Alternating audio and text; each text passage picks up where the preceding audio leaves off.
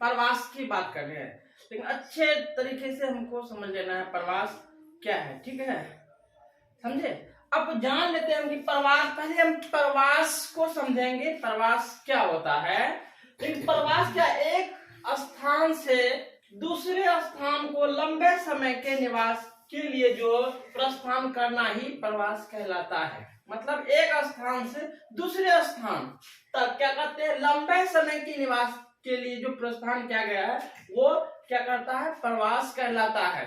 अब हम चलते हैं प्रवास की ओर। आखिर प्रवास जो है एक दूसरे से, एक जगह से दूसरे जगह कैसे जाते हैं उसके बारे में हम समझ लेते हैं।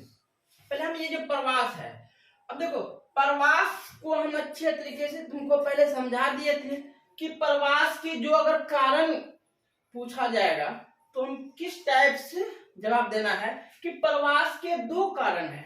प्रवास के दो कारण है, एक प्रतिकर्ष कारक, एक अपकर्ष कारक। प्रतिकर्ष कारक, एक अपकर्ष कारक होते हैं। देखो प्रतिकर्ष कारक तुमको पढ़ा दिए थे, अपकर्ष कारक पढ़ा दिए थे, नेगेटिव यानी पॉजिटिव होता है, समझे। तो ये प्रवास के दो कारण। अब सीधे हम आते हैं कि प्रवास के, यही देखो ये तुम्हारा मेन ब्रांच मान लो। अब देखो यही प्रवास से फिर गणना के दो आधार, प्रवास के गणना के दो आधार है, एक जन्म स्थान, दूसरा मृत्यु यानी निवास स्थान। अब तुम देखो एक जनगणना होता है, जाति जनगणना अब शुरू हो गया, तो वही चीज है।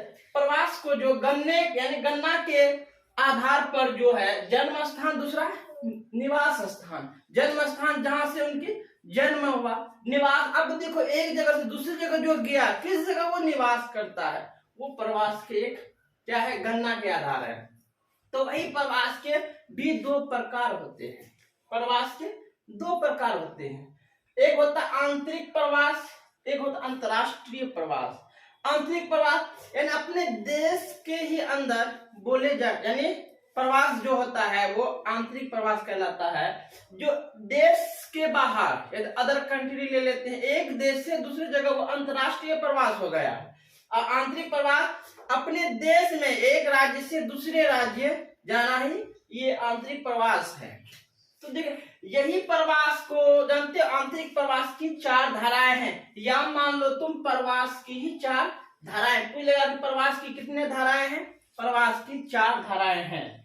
तो पहला है ग्रामीण से ग्रामीण तक, है ना, दूसरा है ग्रामीण से नगरीय तक, तीसरा है नगरीय से नगरीय तक, यानी नगरीय से ग्रामीण तक।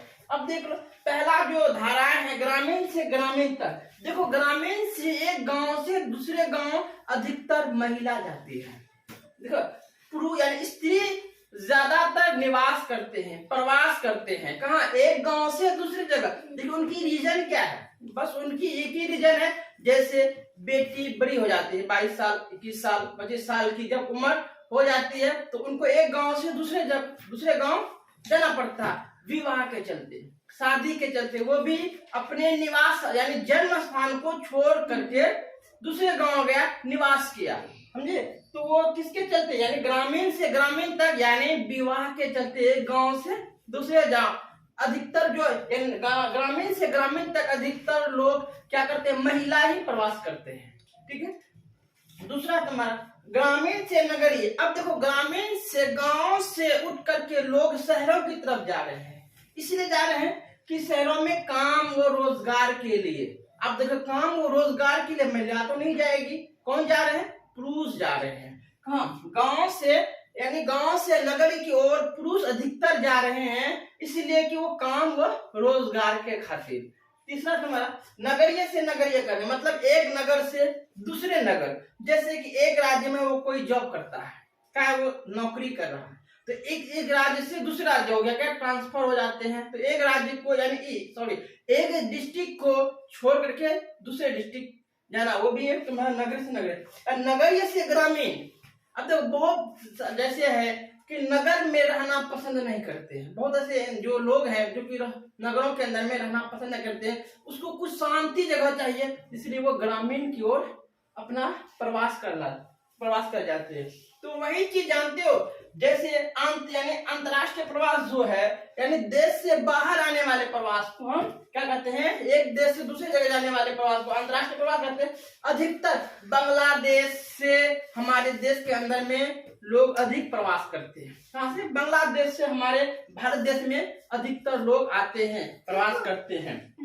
तो अब चलो, यानी वही प्रवास के, जानते हो, वही प्रवास के परिणाम भी पूछा जाता है। ये मस्ट इम्पोर्टेंट है तुम्हारे लिए। क्या है? प्रवास के परिणाम। आखिर प्रवास के परिणाम क्या है, समझे? प्रवास के परिणाम देखो, ये 4 प्रकार से दिए गए हैं। एक आर्थिक परिणाम, दूसरा जनांकीय परिणाम, सामाजिक परिणाम, या क्या पर्यावरणीय परिणाम। देखो, आर्थिक परिणाम में जो है, जैसे तुम्हारा घर में बहुत तुमको दिक्कत है, खाने पीने में, रहने सहने में बहुत दिक्कत है, तुम्हारे पास इनकम नहीं है, रुपए पैसे नहीं है, तो लोग क्या कर जाते हैं, शहर की ओर जाते हैं। अब मान के चलो, हम गांव से उठ करके लोग जाते हैं शहरों में कमाने के लिए। कहाँ? दिल्ली, बंबई, है ना, महाराष्ट्र, गुजरात, हरियाणा कमाने। अब वहां जो कमाता है, जो उनको तनख्वाह मिलती है ना, तनख्वाह, वही तनख्वाह जो घर भेजाता है, तो घर की आर्थिक स्थिति क्या हो जाएगी, उनकी सुधार हो जाएगी। तो तुम्हारा आर्थिक परिणाम, धन के परिणाम, सामाजिक परिणाम तो तुम जानते हो। लेकिन एक और जान लेते हैं इसके अंदर में हम, कि प्रवास 2 प्रकार से होते हैं। कितने? 2 प्रवास, यानी प्रवास के देखो 2 ये, एक होता है उत्प्रवास, एक होता है अप्रवास। अप्रवास आने वाले को, उत्प्रवास इस जगह से जाने वाले को। तो देखो, यूपी और बिहार क्यों है? वो गरीब है ना, क्योंकि वहां के लोगों को रोजगार की कमी है। रोजगार नहीं मिलने के चलते वो कहाँ चले जाते हैं, यानी महाराष्ट्र चले जाते हैं रोजगार के लिए, काम करने के लिए। दिल्ली चले जाते हैं, गुजरात चले जाते हैं, हरियाणा चले जाते हैं काम करने के लिए। अब देखो, यहां से जो हो गया अप्रवास हो गया, यानी उत्प्रवास हो गया। यूपी और बिहार से उत्प्रवास कर जाते हैं लोग। लेकिन ये क्या होता है, उपनिवेश के बारे में हम जानते हैं। ये रोपण कृषि हो सकता है तुमको एग्जाम में, बोर्ड एग्जाम में पूछा जाए, रोपण कृषि। अब देख लो, यूपी और बिहार के लोगों को, जानती हो, गिरमिट एक्ट के तहत, जानते हो, यूपी और बिहार के लोगों को गिरमिट एक्ट के तहत, जानते हो, ये रोपण कृषि करने के लिए कहाँ भेजता है?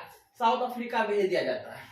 कहाँ? देखो, अधिक, चूंकि बेरोजगार कहाँ है हमारे, बिहार में है, बेरोजगारी ज्यादा से ज्यादा बिहार में है हमारे, इसलिए यूपी और बिहार के लोगों को गिरमिट एक्ट के तहत, जानते हैं, रोपण कृषि के लिए वो साउथ अफ्रीका भेज दिया जाता है। द्वीप फिजी या साउथ अफ्रीका उसको भेज दिया जाता है।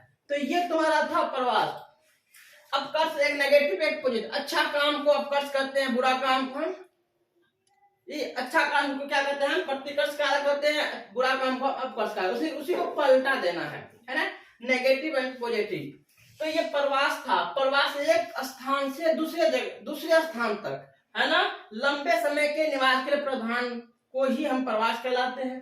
प्रवास की गणना भी 2 आधार, प्रवास की गणना कितना है, कितने आधार पे है? 2 आधार पे है। किसके आधार पे? जन्म स्थान और निवास स्थान। दूसरा कारण भी है, प्रतिकर्ष अपकर्ष कारक।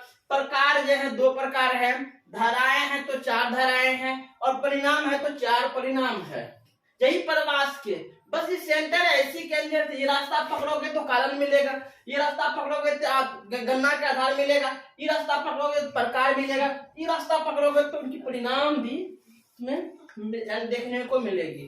बोलो, समझने में कोई दिक्कत? लेकिन अच्छे ढंग से तुम समझ जाओगे इनको, जानते प्रवास, तो तुमको लिखने में कहीं दिक्कत नहीं होगी, कहीं परेशानी नहीं होगी, समझने में कोई दिक्कत नहीं होनी चाहिए। नहीं समझ में आता पूछ सकते हैं, 22 का क्वेश्चन भी हम तुमको करा देंगे, समझे?